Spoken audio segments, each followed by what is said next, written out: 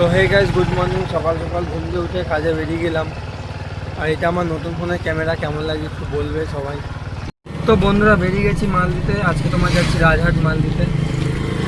রাজহাটে আসতে না আসতে বৃষ্টি নেমে গেল খুব জোরে, তাই একটা দোকানে গিয়ে দাঁড়িয়েছিলাম।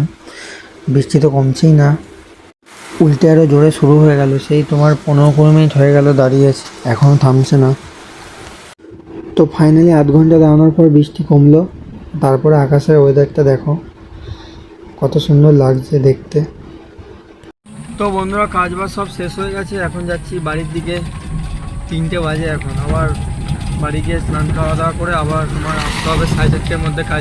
তো বাড়িতে এসে খেয়ে নিলাম। প্রথমে উচ্চ ভাজা দিয়ে ভাত খেলাম, আর তারপরে মাংস হয়েছিল, মাংস দিয়ে খেলাম। তো ঘুম দিয়ে উঠে বিকেলে বেরিয়ে পড়েছি কাজের জন্য। তো বন্ধুরা, বেরিয়ে গেছি মাল দিতে। আজকে তোমার যাচ্ছি বাঁশবেড়িয়াতে মাল দিতে।